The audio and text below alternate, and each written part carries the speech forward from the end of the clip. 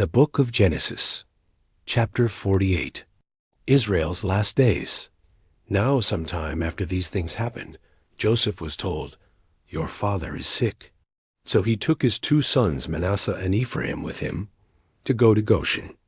And when Jacob Israel was told, "Look now, your son Joseph has come to you," Israel strengthened himself and sat up on the bed.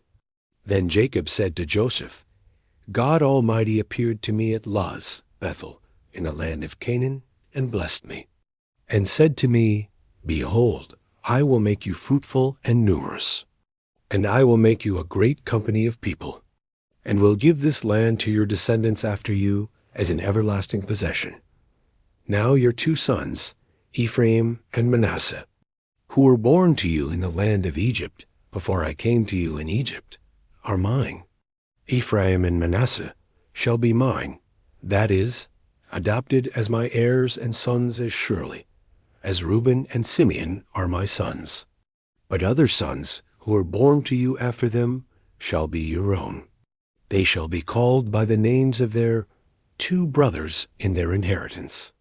Now as for me, when I came from Paddan in Mesopotamia, Rachel died beside me in the land of Canaan on the journey, when there was still some distance to go to Ephrath. And I buried her there on the way to Ephrath, that is, Bethlehem.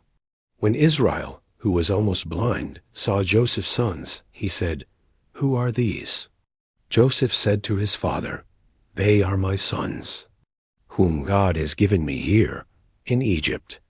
So he said, "Please bring them to me, so that I may bless them." Now Israel's eyes were so dim from age that he could not see clearly.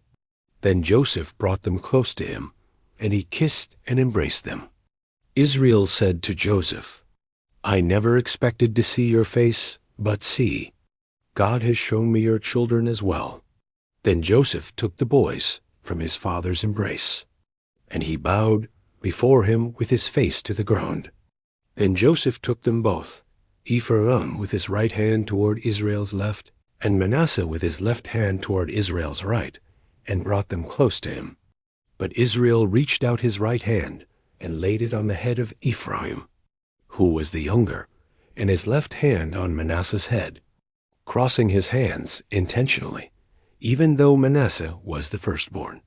Then Jacob Israel blessed Joseph and said, "The God before whom my fathers Abraham and Isaac walked in faithful obedience, the God who has been my shepherd, leading and caring for me all my life to this day, the angel, that is, the Lord himself, who has redeemed me continually from all evil, bless the boys.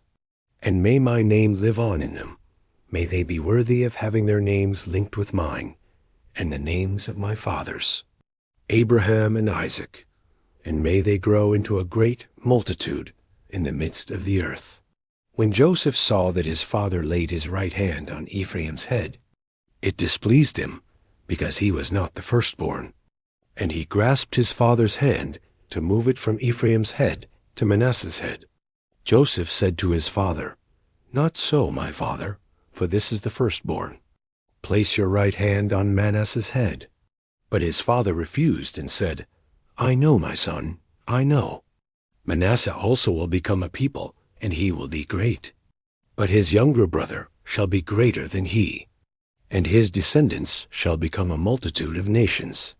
Then Jacob blessed them that day, saying, "By you Israel will pronounce a blessing, saying, May God make you like Ephraim and Manasseh." And he put Ephraim before Manasseh. Then Israel said to Joseph, "Behold, I am about to die, but God will be with you, and bring you back to Canaan, the land of your fathers.